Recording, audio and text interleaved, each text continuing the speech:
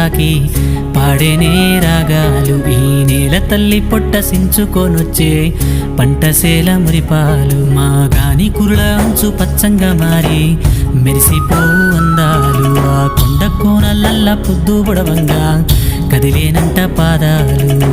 ఉన్న ఊరిని కన్నవారిని ఇడిసి పెట్టాడన్నా, కంటి పాపకను రెప్పవాలకుండా కాపుగాస్తాడన్నా.